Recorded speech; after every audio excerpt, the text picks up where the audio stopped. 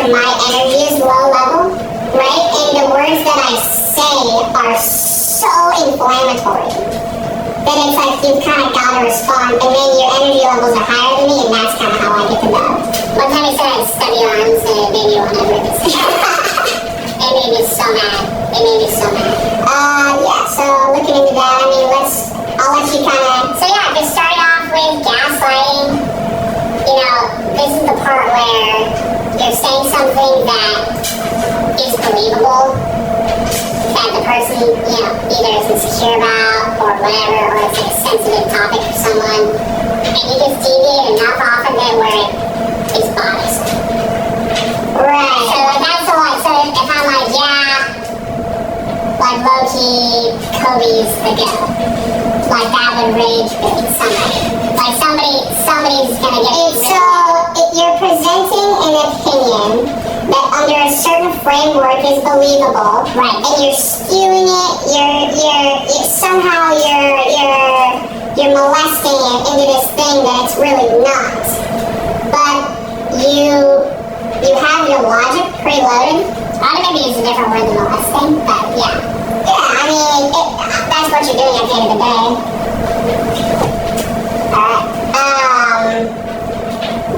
Yeah, so the gaslight part is where you set the hook, right? But you have to be ready to... This is not a game for people that don't prepare, right? If you're going to be a rage baiter, you have to have every step of the process locked in and ready to go. Yeah. Because worst case scenario, like, I mean, people will try to fight you. Right. So what you always have to do is be the victim if something were to pop up, right? Right. So, yeah. So, let's not get too ahead of ourselves with the steps that we're taking. Sure, but the idea is that the way that the system is supposed to work is the step works itself into the next step organically. So it's like you set up the gaslight, and then you've got to commit to that gaslight, and then by the end, inevitably, the dam is going to break, and you got to take the moral high ground. So that's like being the victim. Exactly. So however that looks. So that's how the system's supposed to like flow. Obviously, gaslighting I feel like is a pretty well understood subject, but yeah, it's like you're just taking something and you are warping it to something that will make the other person mad. And what I like to do, and this is a terminology people use in sales, right? You're saying assume the close. You assume the close. Now what I mean by that is when you're in the gaslight, the emotion you're projecting is so like you're belittling this person for not agreeing with you or accepting your point. Like you're literally like, you are actually stupid. Like Isaiah, I feel bad for you that you don't believe Kobe is the greatest basketball. Exactly. It's not, hey, what do you think? It's not like you're setting up, hey, go conversation, where is Kobe? No, it's like, yeah, so, with Kobe being the GOAT, and it's like, oh, that's so funny, you don't think Kobe's the GOAT. Exactly. Like, you're not leaving room for conversation, and you're saying, so, okay, I'm right, and I'm so sorry that you don't understand that the way I do this thing is the correct way to do it. Now, my favorite word to use here is dogmatic. Dogmatic is the key of the gaslight, right? It's like a rainbow. It's absolutely perfect. We gotta be dogmatic. We gotta belittle. Like, you were smaller than me, right? That's what we're getting at. You know what I mean? It felt personal. I'm sorry,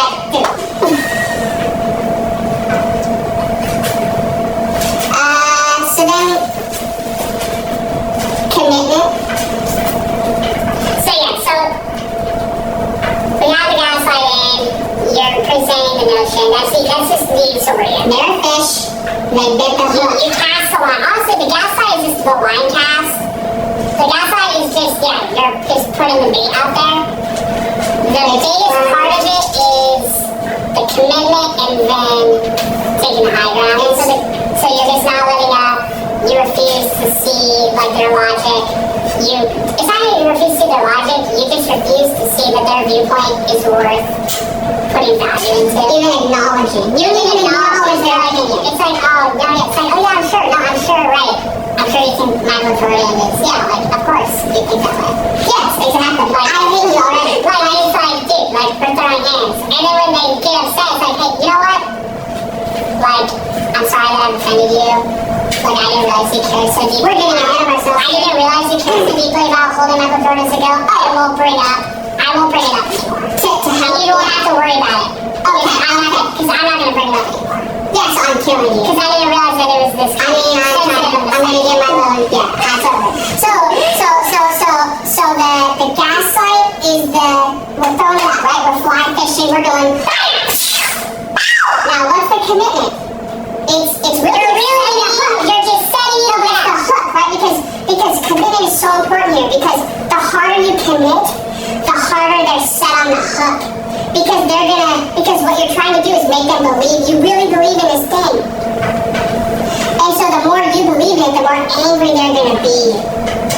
And another thing is, I guess this is kind of a pro tip, you gotta really be careful on the environment you select, right? So for me, where I love to rage bait is either one-on-one conversations or group situations where I know that the other people in the group do not have enough kind of self-confidence to speak up. Or let's say the thing I am rage baiting about is something that other people don't know very much about. Right, and so then that way you can enhance the gaslight with being like, oh, well, yeah. Okay, dude, so you feel that way because, like, we all over here think COVID's the go. Well, exactly. Like, you just are like, okay, yeah, man, I mean, we all know COVID's the go. So, like, perfectly segueing into crowd control. If, by the grace of something, you can get the crowd on your side with the rage bait, I mean, guys will have mental breakdowns. I've seen guys shatter. I've seen men break. I've seen men fall so far. I mean, millions of war points have been lost as a result of my rage baits. Because I mean, once you start hooping, when you start off, you're going to start off with layups. Then we'll kind of move into jumpers. And eventually we can be looking at threes, corner threes, pulling up from the logo. I mean, I'm the type of guy, every once in a while, I'll take a shot from half court. I don't even know much about basketball. But these all make no sense. Yeah, so that's kind of what it is. The commitment, do we want to kind of hang around the commitment anymore? We kind of don't. So I feel like commitment, it's just you're not going to back down, and you got to always make sure you keep the composure. So when you're committing, as soon as you let too much emotion come through into an argument, you are no longer rage baiting. So that's something an argument. So that's something I want to get at, right? Is hammer out on the fact that you never show much emotion. That's my secret sauce. Is I'm so dogmatic, I'm so convinced in my opinion, but I never rise to their emotional level. So like we're hanging out and we're initially here. You always, I mean, you want them way up here, and they're gonna try to bring you up with them on the emotional anger level. Never, and you laugh at them. You laugh at them, and you can never let it become a peer conversation. Like, you can't let the two opinions be peers, and that's part of the commitment. Right. So it's not holding on to the opinion; it's the way that you're presenting the opinion. And then after that, when it's all said and done, I don't think of rage baiting as catch and release. Like, you're not trying to get them on the toe, then it's you get them, and then you're like, okay, I had my fun with you. Like, yeah, we can stop. But they're mangled. And they're damaged and not. And they might go swimming in the water, and they may go die in that water. But the reason why you do catch and release is so that if you're doing the crowd control, you can never be labeled as the bad guy. You're always like the one that's on top. Right. They're always gonna look immature. Right. Like if you let them just like, sorry little fish, like just go back in the water. I'm not gonna eat you. I'm not gonna eat you. Yeah, like why would I have to? You're an idiot. Like just keep swimming. Like you're not on my radar. And so like you're more mature. Yes, you're above them. Because even eating the fish at the end of the day is acknowledging like some level of peer relationship, synchronization, some level of what's the word, honey guy, and I'm honey guy. I mean, it's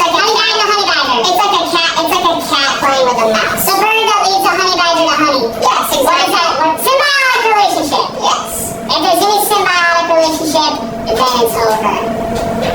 So it feels maybe counterintuitive, but the release is huge. The release is huge. The release is huge. The release is huge because at the end of the day, you're grabbing a guy, you're shaking him for all he's got, and then you leave him on the street to suffer. If we kill him, he's not going to keep suffering. Exactly. Alright, or if we bring him into our home and put him up on the wall, like, look at this. We still have to deal with him. It's like you can't act like it's a trophy, or that you won. No. You didn't win anything. So that's what I want, so that's perfect, right? You don't, and this is a huge one, you never gloat. Never gloat. You never admit, and this goes back into commitment, you never admit it was a rage bait. Yeah, and if they try to bring it up, this is something I don't like to share a lot, but honestly, this should be like a course. When they bring back the rage bait into conversation at a later time, you never get back into that conversation. Because what's been happening is that they've stewed on it. They've stewed on the argument, and they understand with your logical fallacies, the issues with your argument. So they come back and they're ready to win the argument. Let's say I rage baited Isaiah a couple months ago. He brings up something I did to him. Brush it off. Brush it off. Doesn't matter how hard they try. You brush all of it off. If they try to bring it up in a group, you're like, oh, I guess, like, and you admonish any responsibility. Exactly. Well, you even make going back to the fact that you talked about it, like you don't, like, why do you even care? So why do you even care? So they bring it up and it's like, I mean, I don't even really remember what you're talking about. I mean, why are you, but I guess, okay, I don't know, maybe I said that, I'm not really sure. Whatever you wanted me to say, it's what I don't care. Like, it's too, you can even concede the points if you want. Yeah, it's like, hey, you know what, like, I agree, it's like, whatever. Hey, buddy, you can have that. Because, here's what I'll do, is I'll come back, I'll be like, yeah, whatever, like, sure. And it's just like, they're expecting this big battle. If you raise an army for a war, okay, but it ends up getting whatever, like it ends up just resolving. It's like you have all these soldiers who are ready to fight, and these guys were just bloodthirsty mother effers who wanted to get shit done. And now it's like you're depriving them of that thing. Like they lost the opportunity to just hammer down on somebody, and it's like they don't know what to do. So it's like through the whole point, even by the point where they technically win the argument, you're handing them the argument, and it still feels lackluster. And it feels empty. So kind of going on from this now, I would say we kind of handled the last part, which is you never give, what was it? So it's gaslight, commit, moral high ground. I think we kind of already touched on the moral high ground. We touched on the moral high ground. That's basically the whole idea is never let them feel like you're acknowledging their opinion as something that needs to be acknowledged. Because it's not a big deal, or something substantial, because it's not a big deal, or it's beneath you. Commit, and then the release. Because you're going to want, like when you have them, you're going to want to just like, but trust me, you don't want to eat them. You don't want to eat them. And especially like you don't want to eat them raw. You don't want to eat them raw. Right, so with the moral high grounds, it's just like we said, it's a belittle. It's a dogmatism. And it's like, you know what, buddy? If it's so important to you, sure. Kobe's the go.